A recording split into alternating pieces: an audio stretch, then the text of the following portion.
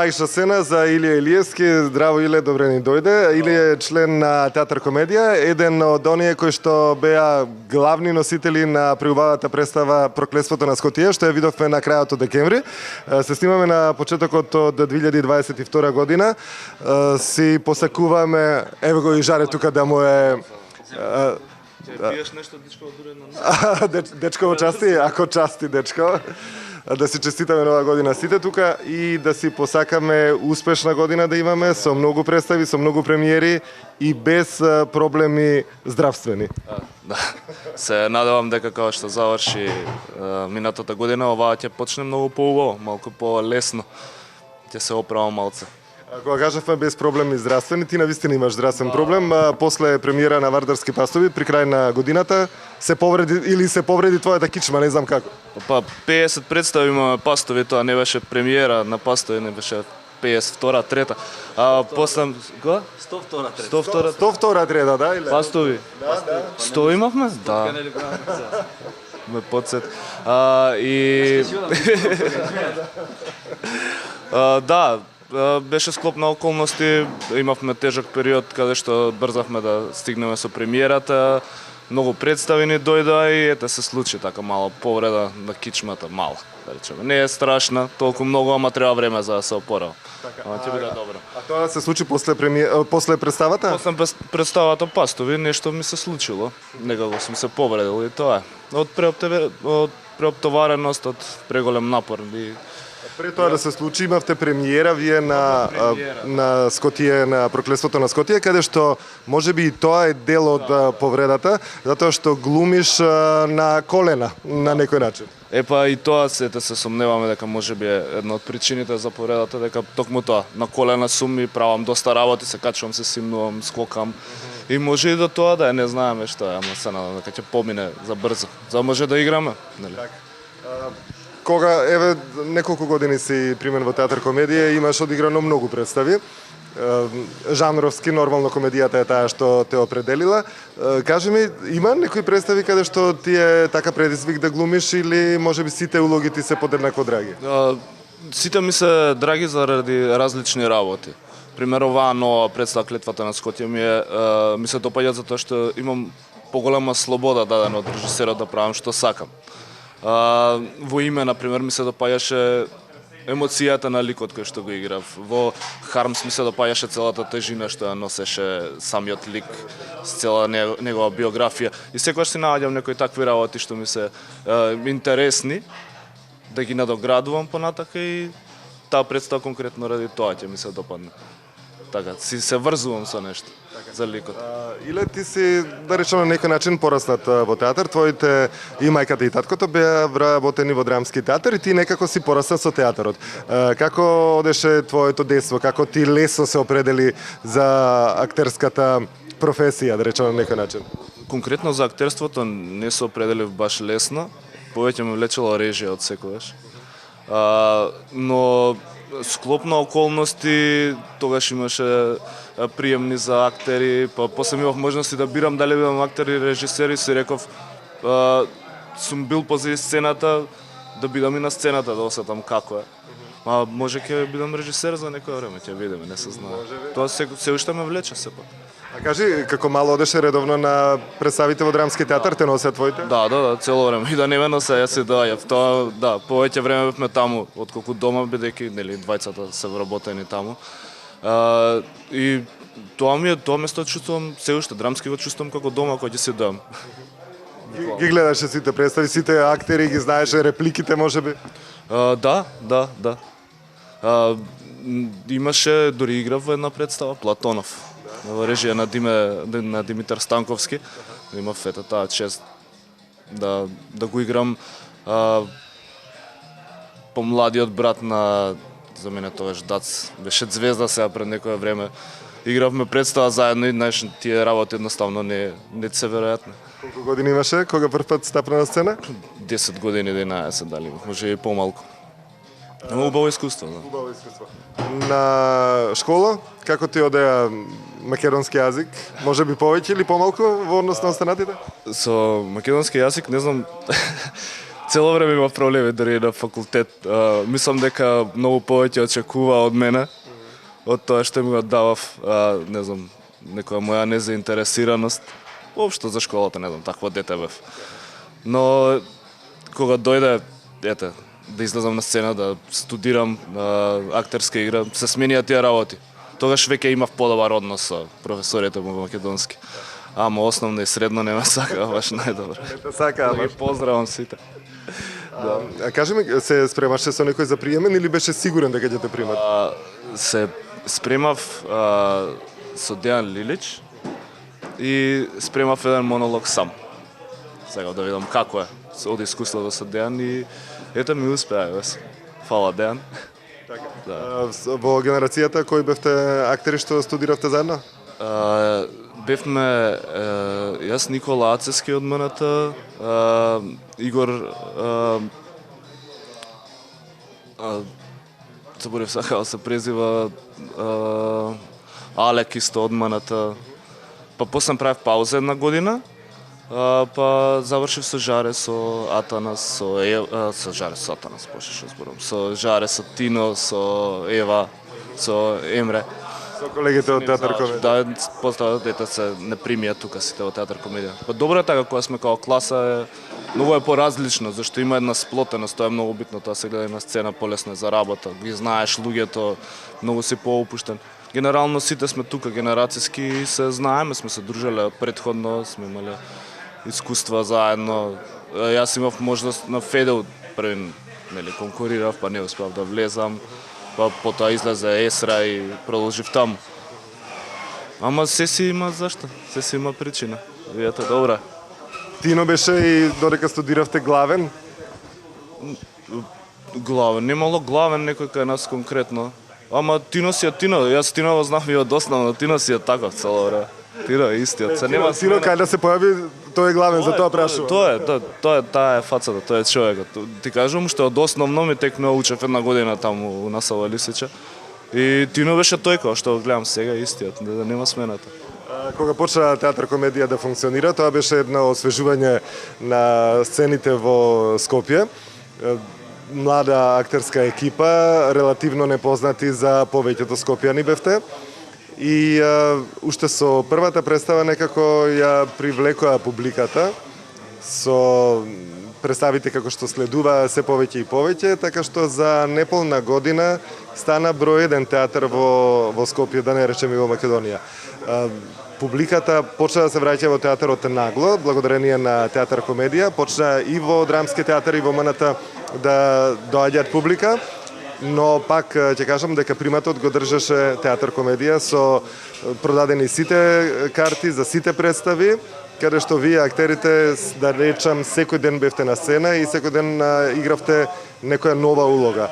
Колку беше тешок тој период на почетоците на создавање на театар комедија, рачунајќи дека немавте скоро ни еден зрел актер, дека цела тежина на представите моравте да ги носите вие, Тино, Атанас, Жарко и сите останати.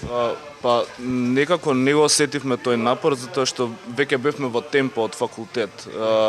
Имавме многу студентски испити кои што ги работевме со режисерите што не се на факултет, што не ангажира и веќе бевме некој темпо, бевме навикнати од сабајле до вечер да сме активни.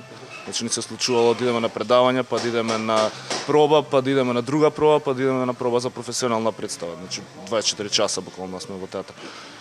И ова темпо некако не осетивме колку е тешко, бидејќи се забавувавме, бевме навикнати така да функционираме. И се уште функционираме така, не сме застанати. Освен нели ситуацијата со пандемијата што не застана малку, ама сепак ќе се вратиме за многу наскоро. Која ти беше прва професионална улога во театар комедија? Тоа ми беше Болен Дојчин. Во режија на Андреј Цетановски ја правевме Лет над кандидатското гнездо. Таа ни ми е Не бе, први беше таа, па после беше да секува. Консултација со Жаре, со колегата. Па или сум беседникот, или ми е беседникот, или ми е за секој има еден. Многу улоги да има, па да не ти текне првата. Да. Ова до се му се нема случајно на никој првата професионална улога во театрот да не си ја знае. Да му ја знае колегата. Ама мене ми е измешано, јас и во Платонов играв се, не знам која да си ја рачунам како прва професионална. И таа беше професионална, само ја не бев професионалец. Бејте, да речеме дека е беседникот, во секого има по едно. Така? Да. Интересно искуство, директен партнер ми беше Крсте Јовановски. Имаш што да научиш од постарите актери, имаш што да научиш некои финти. Добро, тогаш беше и покрупен. Кога дојде периодот кога сакаше да ослаби, што се случи заради женачката, заради девојката, заради некоја улога, што беше преломно да намалиш, не знам, 20 на кила? Немаше ништо конкретно, едноставно се случи. Тој период правевме две представи, ја работевме Пастови и Хармс. Имавме доста напорен период, кој што траеше некои 2-3 месеци. И изгледа во целиот напор тоа се случи, ослабев едноставно. Немаше ништо специјално. Не, никад не сум држал диета или нешто такво. Вежбам, си направив режим на вежбање и се внимавам на тоа. И сигурно тоа допринело да плюс деца. Деца. Свали деца да овако е така си поактивен, можеби тоа си да. Чекай, значи слабењето почна од кога се ожените? Несвесно, да. Не, од предходно. Од предходно, да, несвесно почнав да слабам. Почнав физички поактивен да станувам, бидејќи тогаш учевме и за хармс и акробација, имаше човек кој што ми учеше акробатика и такви работи. И наеднаш тоа ме повлече да имам желба да вежбам, продолжив да вежбам и се надам еден ден ќе станам како Жаре, не толку голем, ама да, ќе се набилдам како него. Тешко може како Жаре да се стани, тоа треба труд. Едмон пробува, ама не години, му години. Не му оди. Ќе бидеме добро, да. Кажи ми, за последна представа, чива беше идејата да се глуми на колена? Тоа глумиш еден крал, да речам, кој што треба да е џудже, и вие се сетивте дека ако се стават чевли на колената, тоа ќе изгледа одлично и навистина одлично изгледаше. Тоа воопшто не се приметува, тие што не те знаат мислат навистина дека некој џудже во прашање. Од секогаш ми се допаѓала таа илузија која ќе се направи на сцена и од секогаш сум сакал да воведам нешто такво во сите представи. Дали во Лисистрата имав една змија која што ја движев и такви некои работи. Секогаш сум сакал таква нека магија. И ова излезе случајно на групата што ни е на Вибер, каде што се делиме нели мислења во врска со представата, излезе некоја слика каде што некој човек беше намален и као добро ова ќе го правам. Може ли Синиша? Може, што сакаш прави, а таму дојде името Шила буквално си прави што сака во представата, затоа ми се допаѓа многу. Да, добро, после како дојде до дефинитивно средување на ликот? Што како можам да направам, консултација со Ношпал, кој што го направи целиот костим, и кој што ми кажа од што материјали е направени, со што све го има правено. Мислам, стварно многу е добар. Добар е костимот. Ставивме штитници доле, па ги наоѓавме правите, па начинот на одење да го погодиме. Се тоа си беше еден процес кој што имавме време.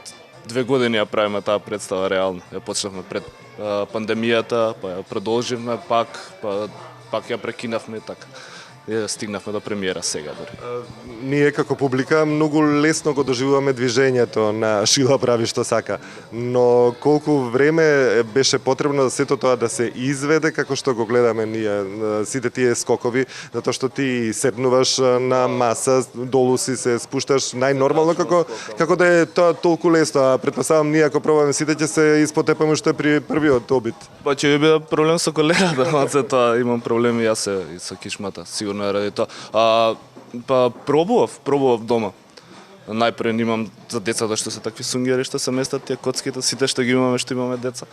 И на нив пробував први одев, бидејќи нема штитници, па дури да ги најдам штитниците и така сега ми е лесно, многу ми е лесно, ама на почетокот ми беше имав запаленија, имав па кои работи да ги направам, до кај можам да одам, зашто исто легнувам па се исправам, па тоа ми има доста работи. Не е толку едноставно. Верувам дека не е едноставно воопшто. А што се однесува од колената надолу, нозете се позади, врзани или слободни? Не се врзани, само се покриени со плаштот кој што го носам и Ношпал имаше гениална идеја, стави некои фиџбани таму кој што ме држат околу да не ми се Го држат од вазади. Значи не е сам во улогата, едно два тројца ја прават. Сценографот го држи. Да. Ова беше физички најтешка улога што имаш до сега направена. Ношпал на нозете ми ја качам позади како. Да. Па да, може да се каже, да. Да, физички е доста напорно. Таа пастови исто после 2,5 сати да играш хореографија не е баш лесно. Ама оваа да прилично е тешко, прилично е напорно. Ама вреди. Случајно се погодува Синиша Евтимов да е режисер на представиве кои што се позахтевни така и кои што на глумците им прават проблеми во психофизичкото здравје. Прво се спремаат долго. Тоа е проблемот кај Синиша, е многу инспиративен. Да, знае да те инспирира и да трнеш по патишта со него. Да го поздравам и Синиша, да ги поздравам. Како работи Синиша? Како се прават хитовите во театар комедија? Затоа што овие работи што ги изборуваме се дел од представи кои што ги режирал Синиша Евтимов, кој што важи за најдобар режисер на представи кои што се од жанр комедија. Па, Модерна комедија. не знам, а ни он не знае. Ама он нешто прави. Самата атмосфера, самата блискост која што ја добиваш од Синиша, кој прв пат кога ќе го запознаеш, гледаш дека е отворен, дека е таков човек. И тоа те инспирира да се опуштиш, ти дозволува повеќе, ти дава повеќе да креираш, и он е многу е креативен, има многу идеи, многу добра смисла за хумор и кај него принципот е да направи екипа. И сите представи ние сме пред се екипа. Блиски сме меѓу себе. И резултатот се гледа на крај. Но Синиша, ете, тоа е. Самата атмосфера, самата енергија што ја носи, тоа е тоа што дава резултат. Пред се треба да се забавуваме ние за да се забавува публиката, он тоа ни го дозволува.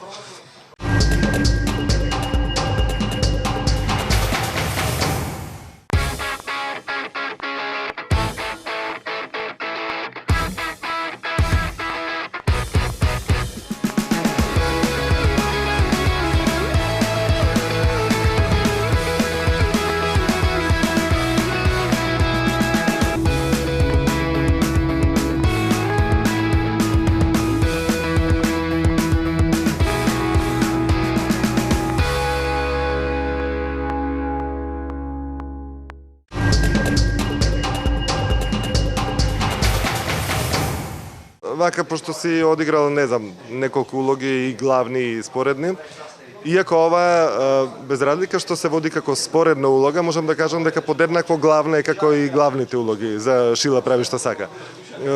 Улога која што сигурно ќе остане во сеќавање на сите што ја гледале и години и понатаму. Можеби главните ќе ги заборават, но твојата улога сигурно ќе остане. Шила е прилично таков лик, се боде во очи, да. Боде во очи Шила. Името Шила дојде од Маја Оџаклиевска песната или не? Па мене во моментот ми текна на песната на Тамара Тодевска.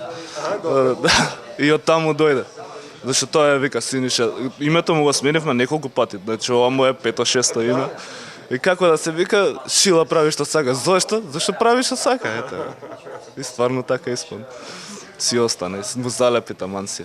Знае Тамара? Не знам дали знае. Не знам дали знае, може и кажал. Се надам дека ќе дојде ќе гледа. Ми беше моабетов, дали знаете вие кога ја спремате представата дека таа ќе биде хит, дали знаевте на пример Вардарски пастови кога ја спремавте дека таа ќе е хит толку голем што години и години се игра и години се барат карти повеќе за таа представа и години мислам дека ќе остане уште не знам колку наредни години за таа представа да се бара карта повеќе затоа што се менуваат генерации, девојчињата на некој начин пораснуваат, па следните генерации повторно се во тој филм дека треба да ја гледаат таа представа, вие постојано треба да сте физички активни за да изгледате убаво на некој начин. Е стрипери се не доаѓат. Па не сте стрипери, ама представата добре. Ама пак доаѓате за тоа. Да, можна. Со пастови се деси феномен кој што не знам, не верувам, не знам дали ќе се деси, не знаев дека се случува такви работи. Ми текнува на Синиша на предпремиерата, дојде позади сцена. Значи тоа беше шок за сите нас од кога се спушти завесата, се јежам се во моментот. Се тресеше сцената буквално. Сите вриштеа, урла цела публика и ние бевме позади завеси као што се случува, што е? Синиша доаѓа така, што се случува? Зашто? Од каде о? Не очекувавме воопшто. И еве дојде, мислам, втор таков момент ми е исто со оваа представа кога дојдоа комитите да гледаат кој игравме. Посебно само за нив Вардарски пастови, кој ни беше 100-тата. Исто цела публика стана на нозе и ни пееше настоан. Ретко кој актер има можност да го доживее општо кој човек. Им благодарам многу, Синиша, му благодарам за можноста на театар комедија на колегите. Феноменално искуство. Го сакам на сите да го осетат тоа. Навистина. Кажи ми, имаш чувство дека и ова представа истото ќе го доживее таа слава и успех од Вардарски пастови? Зборуваме за проклетството на Скотје? Не знам, навистина немам никакво чувство, немав ни за пастови, ама знам за представа дека има многу материјал кој што е вложен од самите актери, кој што креира, мислам, текстот што е оригиналниот и овој што го извадивме на крај е многу поразличен. Извадивме некои работи од текстот, мислам, ги разградивме и направивме некој правец кој што доведе до ова што е. Навистина е забавна представа. Верувам дека текстот е поразличен затоа што овој текст вашиот е прилагоден баш за македонските случувања на сите актери. Си имате дел од она што се случува во македонското секојдневие. Со текстот беше многу работи, ги имавме напишано па се случија. Многу работи ние не ги направивме отпосле. Беше некако као Симпсонови што имаат некој момент да ги предвидуваат работите, таа цела представа ни е таква. Се што се случува кај нас, ние го изигравме пред да се случи кај нас. Да, тоа беше малце чудно. Иле, кажи ми, во театар комедија улогите ви се такви, да речем, во комична представа, каде што може, ако режисерот дозволи, ако е тоа добро сработено, да има импровизација. Дали ја практикувате импровизацијата бар во овие представи кои што е, да речем, Вардарски пастови, која што е изиграна над 100 пати? Дали си давате слобода тоа да го направите? Да. За пастови, например, целата е базирана на импровизација. Значи, исто така, од оригиналниот текст нема ништо. Сега која враќавме, суфлерката ни е, само што се породи, па дојде друга да менја и го гледа текстот, вика нема такво, тука има точка, вика не, таа точка има уште толку текст. И рековме без суфлер тоа ќе се снаоѓаме. Веќе таа е на инспирација, оставена представа. И тука во клетвата на Скотје јас си оставив простор каде што ми се моменти каде што ќе импровизирам и на колегите им кажав тука не знам што ќе се случи. Тука не очекувајте да е исто. Стално внимавајте, зашто не знам што ќе направам. И добре сега за сега ги имам реакциите што ги посакувам и од нив и од публиката токму на тие моменти каде што имам можност да импровизирам. Иле, освен вие посебно помладите актери, имате можност освен во театарската сцена да се испробате и на серии, во македонски приказни, на синхронизација, во филмови некогаш. Поретко се случуваат филмовите, но сигурно дека помладите повеќе имате можност да играте во филмовите. Кажи ми што тоа имаш пробано и каде се пронаоѓаш, што ти лежи? Имам се пробано тоа и не сум јас некој љубител на камери, искрено. Таа цела магија ми се губи некако кога ќе го работиш целото. Театарот ми е прва љубов сепак, од секогаш и ми бил. До сега најмногу се забавав на тврдокорни, реално. Кога снимавме беше прилично интересно, бидејќи со оружје си, со такви работи. Секогаш ми било интересно нешто такво, кој имаш таков реквизит. Филмови исто не ме привлекува целата тензија, некако чудно ми е. Не сум ни идел на многу аудиции. Не знам, може треба да пробам. Има време младци. Да, сепак театарот ми е на прво место. Синхронизациите? Синхронизациите ми се многу ми е интересно да синхронизирам. Посебно цртани ми е интересно да синхронизирам, сега моментално синхронизирам турски серии. И ми е интересно, самиот процес ми е интересен. Сам си ти и тонецот во просторија каде што можеш да правиш што сакаш, да креираш, да испробуваш работи кои што подоцна ќе ги испробуваш на сцена. Претходно ликовите ги проучуваш, гледаш што е како е оригиналот или? Па сега сум дојден бидејќи имам доста снимено. Генерално ги знам веќе кои се и глумците и знам каков глас имаат и каков карактер може да изиграат и веќе тие работи ми идат махинално. Претходно да, знаев да седнам да проверам, да видам гласот каков му е, па каков глас повеќе би му одговарал. Ама сега сум дојан до степен каде што едноставно ги знаеш кои се актерите, знаеш како ќе збори, знаеш каков лик ќе направи целата серија и според тоа дури ни текст не ми треба. Во исто време синхронизираш повеќе ликови во една серија? Да, прилично е напорно, ама е забавно. забавно е да се направи. Посебно имаше една серија која што се пак ќе почне за некое време, каде што има два лика кои што се најдобри другари, што се цело време заедно и имаат скроз различни гласови, едниот е длабок и таков, а другиот е побрз и така малку збори и зборат паралелно, цело време се права муавет со тоа. И како го снимате тоа? Па јас сакам во еден тек да фатам се. И зборам, биќе сменувам. Па зборам, и цело време така правам. Под сцена од по 3 страни текст. Ама е интересно, напорно е, но така, предизвик. Кои беа тие што вака најпознати серии кои што ги синхронизираше? Султанот ми е една од првите. Таму бев Бајазид, Джихангер, синовите на Султанот.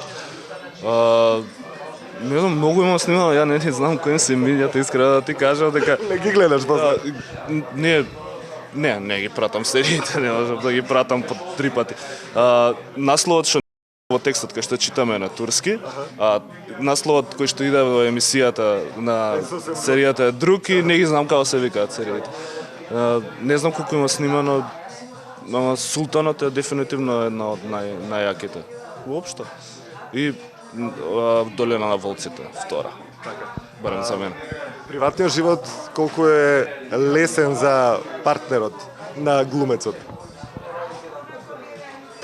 Лесен, тежок. Но мојот партнер му е супер. Да. Имаш повеќе време за дома? Имаш повеќе време, мислам сега, како ќе си наместиш ти периодов, например, беше така, еве и со децава и се, повеќе време сум дома. 2 деца имаш? Да. Имаш, не знам, друго е кога си со глумец дома. Малку е поведро, малку е се различен е пристапот на работите. Не знам, треба не се да прашаме поточно што толку е, ама гледам дека е добро и дека е... Да. Какви се децата? 2,5 години и 4 години. Да, Сташа сега наполни 4 септември. Димитар има 2,5 и таа разлика малце така. Малце е проблем. Многу се близко со годините, она разбира нешто, он не разбира ништо и тука има конфликт некој што. Бесни се? Да, прилично се бесни, темпераментни. Пробавте да ги носите на некоја представа да гледат, макар во театар за деца и младинци? Не, поради пандемија, поради се не одат ни во градинка, не се така сме малце се заштитуваме. Ама ете ги влече, пример, ги влече играње, ги влече музика, ги влече такви работи, сакаат да се движат, сакаат спорт. Така да ќе видиме на кај ќе оди. Да, спорт има дефинитивно, сега натаму што ќе сакаат они кај да се усмерат, дали да бидат актери или нешто, тоа е до нив ќе идеме као, што ќе им се допадне. Новата година како ја помина? Дома на топло. Да, со моите бевме собрани, брат ми беше тука со девојка му. Бевме така повеќе луѓе, беше забавно и за децата. Проблемите со кичмата, одиш на физикална терапија во моментов? Да, сега сме од 3,5. После интервјуто ќе одам. Тоа е, ми рекоа, да се мирува, да се средиме, да можам да играм представи што побрзо. И сега, тоа е цената на професија. Се закажани новите представи, ќе бидеш способен во јануари да играш? Па, да, со многу внимавање, да, ќе бидам способен. Со многу внимавање. Бидејќи не можам, немам болки реално, ама фатена ти кичмата не може да се движиш. Ајде ќе држиме среќа да биде, ќе пуштиме среќа да биде се добро за да можат представите да си го имаат својот нормален тек. Ти си во голем дел од представите, така што би било да речам хендикеп и за твоите колеги и воопшто за публиката да не може да ги гледа тие представи, посебно да не може да ги гледа улогите. Посебно Шила прави што сака. Ти благодарам Миле многу што ни беше дел од Мајшна сцена, ти посакувам многу Шили да се направат во твојата кариера, затоа што ретко може толку сите коцки да се поклопат за да една улога излезе маестрално како ова што беше Шила прави што сака. Ти посакувам убаво здравје, долг живот, среќа и успех во работата. Исто, ти благодарам за ова интервју. Ти благодарам што се грижиш за македонскиот театар пред се. И се гледаме во наредна прилика со подобра улога. Поздрав, се најбав. Чао.